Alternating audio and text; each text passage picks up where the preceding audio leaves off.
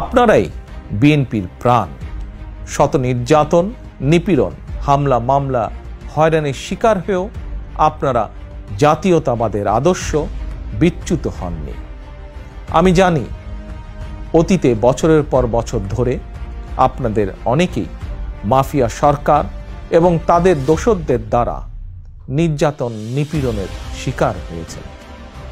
তবে বর্তমান পরিবর্তিত পরিস্থিতিতে আপনাদের প্রতি আমার একান্ত অনুরোধ, অতীতে নির্যাতনের শিকার হওয়ার কারণে আপনারা কেউ দয়া করে প্রতিশোধ পরায়ণ হবেন না। কেউ দয়া করে নিজের হাতে আইন তুলে নেবেন না, বরং অন্যায় অবিচারের শিকার হলে আইনগত পদক্ষেপ নিন।